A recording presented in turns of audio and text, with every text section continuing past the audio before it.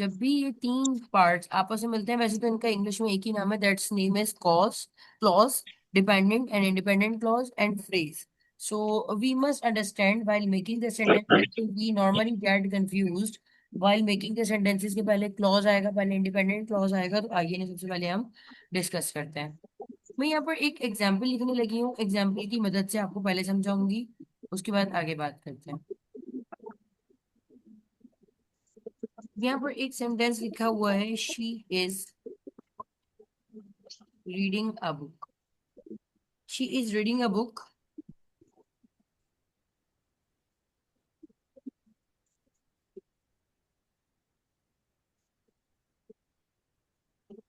Although she is late already. She is late already. और उसके बाद लिखा हुआ है in the morning. In the morning. अब ये सेंटेंस इतना बड़ा है और अभी तक हमारे मुताबिक यहाँ पर सब्जेक्ट वर्ब एंड ऑब्जेक्ट है, तो हमने यहाँ पर क्या देखा, सब्जेक्ट क्या मौजूद है, शी मेरे पास सब्जेक्ट मौजूद है, और वर्ब मेरे पास रीड है, और ऑब्जेक्ट मेरे पास क्या है, बुक है. हाँ भाई, गलत तो नहीं कह रही हूँ मैं? लेकिन अब सारी कहानी इसके ऊपर नहीं टिक सकती. We need to understand different kind of the things, क्योंकि ऐसा नहीं हो सकता कि इतने बड़े सेंटेंस में सिर्फ मैं सब्जेक्ट वर्ब एंड ऑब्जेक्ट ही ढूंढूं. ठीक है, मैं मान सकती हूँ कि यहाँ पर सब्जेक्ट क्या है, subject is a person who performs the action. तो यहाँ पर शी मेरा सब्जेक्ट हो गया. एक्शन क्या है यहाँ पर, वर्ब क्या है हमारा, रीड, और ऑब्जेक्ट यहाँ पर बुक हो गया. हमने ये बात देख ली. But clause, dependent and independent clause and phrase होते क्या है, आइए इन्हें अब डिस्कस करते हैं.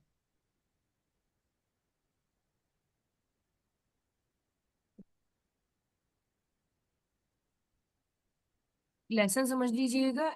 It's really helpful for you to make different kind of the sentences without getting the idea of clause.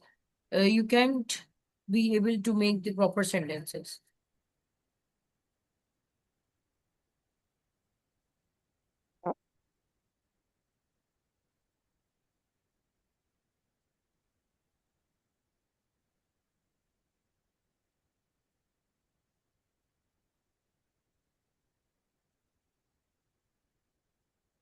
अगर अभी तक के मुताबिक जो हमने थोड़े इनिशियल यानी बिगिनर लेवल पर पढ़ा था, क्लॉज कहा जाता है ग्रुप ऑफ वर्ड को जो कि सब्जेक्ट और वर्ब को रिप्रेजेंट करते हैं. तो अगर कभी भी कोई आपसे पूछे इन इंग्लिश कि क्लॉज क्या होता है, तो बता दीजिएगा सब्जेक्ट एंड वर्ब उनके अंदर लाजमी होता है.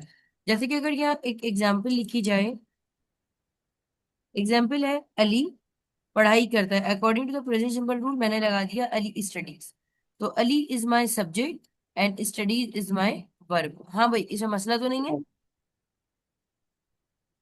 आगे आ जाते हैं. What is independent clause.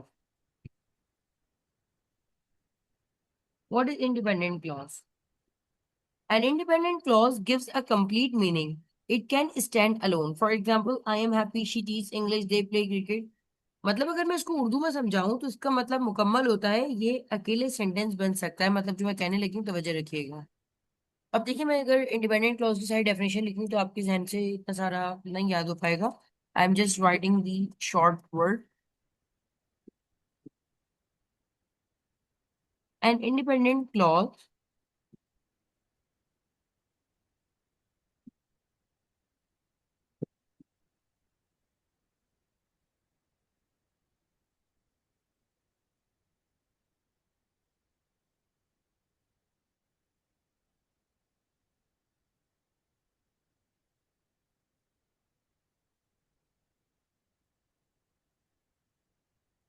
अच्छा, अभी तक हमने देखा कि इंडिपेंडेंट क्लॉज एक वो सेंटेंस होता है जो कि हमें कंप्लीट मीनिंग देता है, और ये कंप्लीट सेंटेंस बन भी सकता है. इसके अंदर मजीद कोई ऐसी गुंजाइश नहीं होती जिसकी मदद से हमें जुमला समझ ना आए. यानी अगर मैं यूं कहूँ, सेंटेंस का मेन शुरू का हिस्सा हमेशा इंडिपेंडेंट क्लॉज होता है. जैसे कि अगर कहा जाए आई एम हैप्पी, तो इस सेंटेंस में आई एम हैप्पी में आई सब्जेक्ट भी है, एम मेरा हेल्पिंग वर्ब यानी स्टेड वर्ब भी है, और हैप्पी मेरा एडजेक्टिव भी है. दूसरा सेंटेंस कहा जाए कि वो इंग्लिश पढ़ाती है, तो यहाँ पर आ रहा है शी टीच इंग्लिश. तो यहाँ पर she teach English according to the present simple rule, मैंने यहाँ पर टीच में एस लगा दिया, शी टीच इंग्लिश। एक सेंटेंस और देख लेते हैं, मैंने कहा दे प्ले क्रिकेट,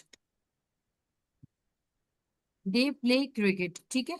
तो अब आप अंदाजा लगाएं, these kind of the small sentences like I am happy she teach English and they play cricket. ठीक है, ये बहुत ज्यादा प्रोलॉन्ग नहीं है, बहुत ज्यादा बड़े सेंटेंसेस नहीं है ये, लेकिन आपको कंप्लीट मीनिंग दे रहे हैं तीन चीजों का। और वो तीन चीजें कौन सी हैं जो इन सेंटेंसेस में मौजूद है? कौन कौन सी हैं आप में से को बताएगा? Subject सब्जेक्ट है, plus verb. वर्ब है, एंड ऑब्जेक्ट है। Object. ऑब्जेक्ट है जी, ऑब्जेक्ट क्या है? दे प्ले क्रिकेट में से ऑब्जेक्ट क्या है मेरा? क्रिकेट। क्रिकेट मेरा ऑब्जेक्ट हो गया। What about the verb? Play. Play. Play, शाबाश। और सब्जेक्ट कौन है मेरा? दे। दे। They. बिल्कुल, तो ये बात हमने देख ली। तो क्लॉज तो आपको पता है क्लॉज क्या होता है, ओके। इंडिपेंडेंट क्लॉज को अब आप यूं समझिएगा, एक इसके लिए एक बात कहूंगी,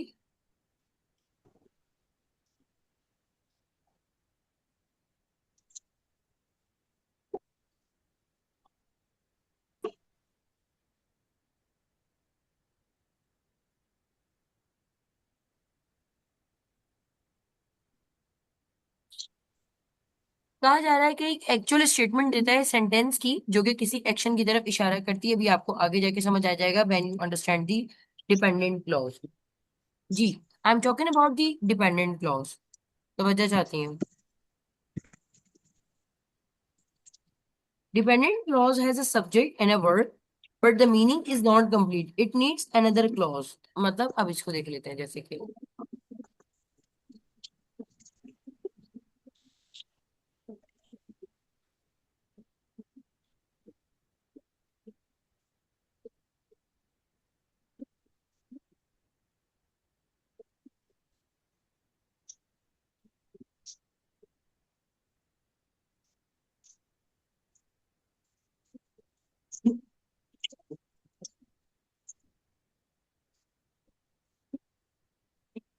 जी, डिपेंडेंट क्लॉज आपने जैसे कि पढ़ा, इसमें आसान सी एक बात की जा रही है। आइए इसके एग्जांपल्स भी देखते हैं।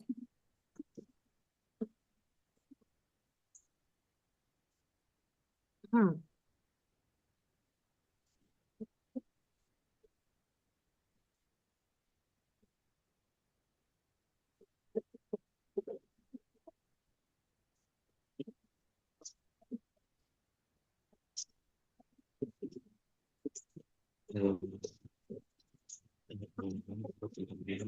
इसमें कोई ना कोई कंडीशन आ रही है। अगर आप अंदाजा लगाएं, डिपेंडेंट क्लॉज में बताया जा रहा है कि बिकॉज आई वॉज सिक, पहले करेक्टर आ गया, या ऑल्दो शी इज बिजी, जबकि वो बिजी है, इफ इट रेन्स, अगर बारिश होती है, कनेक्टर की मदद से ये स्टार्ट हो रहा है, यानी कोई ना कोई स्टेटमेंट या कोई ना कोई रीजन दे रहा है। सब्जेक्ट एंड वर्ब मौजूद है, लेकिन ये कंप्लीट सेंटेंस नहीं है, इसको किसी और सेंटेंस की जरूरत है जो कि इसको मुकम्मल करेगा। डिपेंडेंट क्लॉज, डिपेंडेंट क्लॉज का नाम भी आपको पता है डिपेंडेंट क्लॉज, जबकि ये इंडिपेंडेंट क्लॉज है, ये कंप्लीट सेंटेंस हमारे पास कहलाता है। जरा तवज्जो रखते हैं, आगे की तरफ बात करते हैं। अब मैं दो सेंटेंसेस को आपस में मिलाने चली हूँ, कैसे, आइए देखा।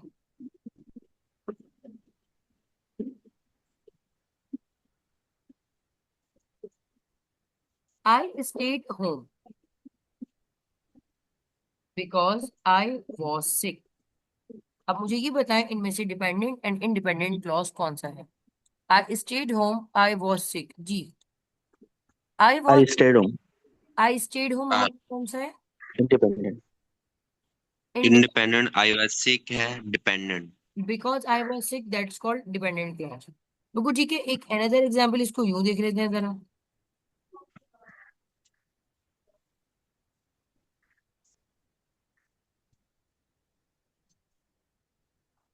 ऑल दो she is busy, she helped me.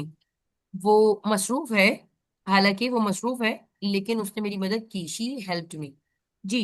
She dependent she नहीं, help me. Ji.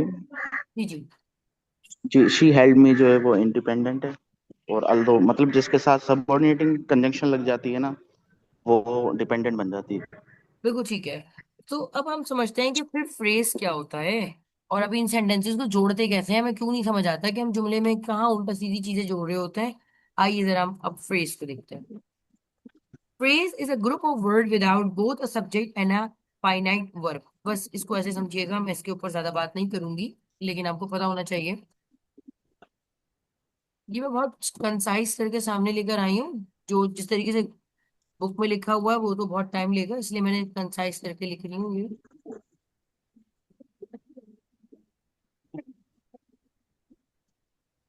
A phrase is a group of words without both text and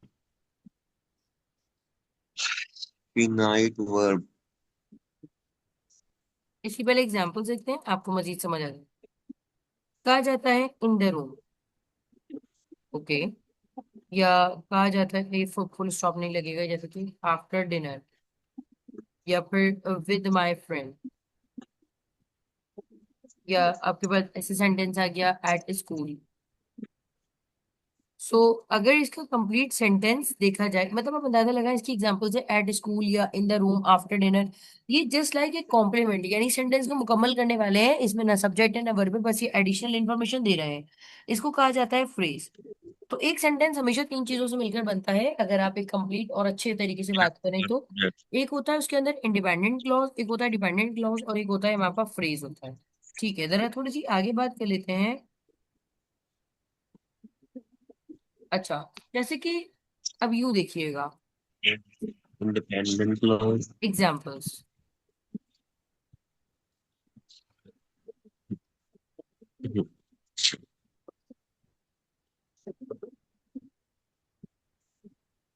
I prepare my food for my self Prepare.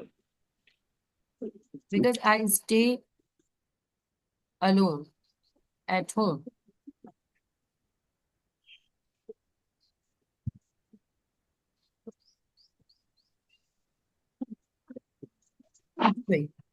अच्छा, यहाँ पर आप जरा ध्यान दीजिएगा, I prepare my food for my self, that's called independent. Because I stay alone at home, I stay, यहाँ पर because के साथ एक रीजन जोड़ा जा रहा है, because I stay alone at home every morning बताया जा रहा है, दैट्स कॉल्ड फ्रेज। अच्छा, इनकी सीक्वेंस आपस में तब्दील भी हो सकती है, मतलब इसको ऐसे भी कह सकते हैं कि डिपेंडेंट क्लॉज पहले आ सकता है, उसके बाद इंडिपेंडेंट क्लॉज एंड फ्रेज भी पहले आ सकता है। अगर अब हम इसकी सेंटेंसेस की तरह बात करें तो देखिएगा जरा, मैं एक सेंटेंस मिला के लिख रही हूँ।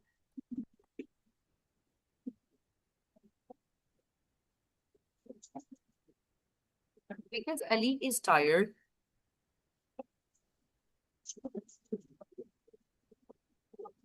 मैं इसको जरा पास्ट में ही कर लूँ, पास्ट बेहतर है।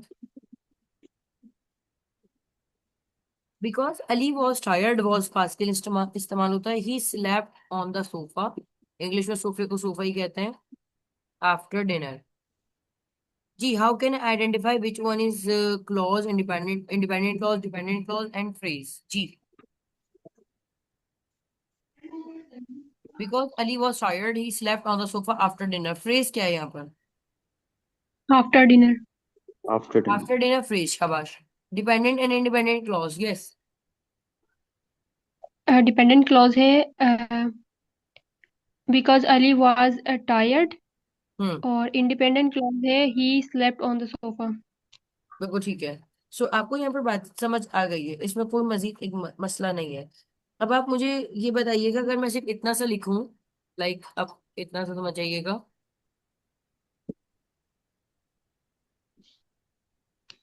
अली वर्क्स हार्ड, ये सेंटेंस इतना सा क्या कहलाएगा?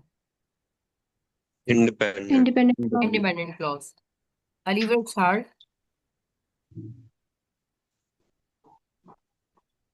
Because he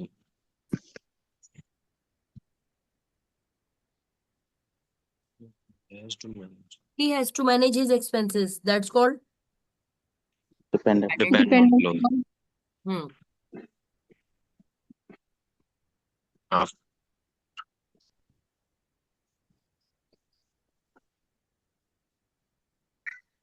after supporting his all family, अपनी फैमिली को सपोर्ट करने के बाद भी वो मेहनत करता है ताकि उसे अपने मजीद खर्चे बर्दाश्त कर ले, after supporting his all family, that's called phrase. मुझे नहीं लगता टॉपिक मुश्किल था, बहुत आसान सा टॉपिक था, बट हमारे स्टूडेंट्स को पता होना चाहिए, इसलिए मैंने इसको यहाँ पर स्टार्ट किया। तैयार रहे कि डिपेंडेंट क्लॉज को स्टार्ट करने के लिए कुछ वर्ड्स होते हैं, वो वर्ड्स कुछ ऐसे हैं, कनेक्टर आपके पास होने चाहिए। बस इसके बाद मैं क्लास अपने बिगनर्स की और इनकी यहाँ पर एंड करूंगी ग्रामर सेशन। पहला है बिकॉज, जल्दी जल्दी लिख लेते हैं। बिकॉज जिसका मतलब होता है क्योंकि। ऑल्दो, ऑल्दो अगरचा, if, अगर, व्हेन, when, एक साथ ही है,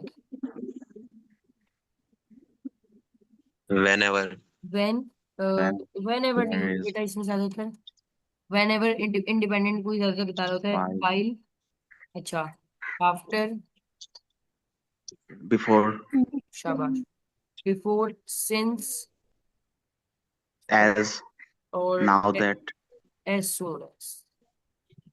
as soon as long as. हाँ बिल्कुल, ज्यादातर इसमें आते हैं, वरना और भी है, ऐसा नहीं है कि ना। ठीक है, तो मैं अपनी बात को यहाँ पर समराइज करूंगी, एक छोटी सी समरी आपको देकर इसको बस एंड करती हूँ यहाँ पर बेटा।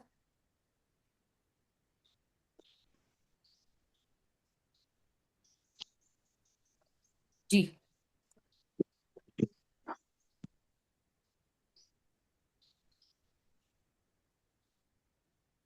सब्जेक्ट होंगे एज वेल एज वर्ब भी होंगे, और कंप्लीट आइडिया भी होगा। जबकि डिपेंडेंट क्लॉज में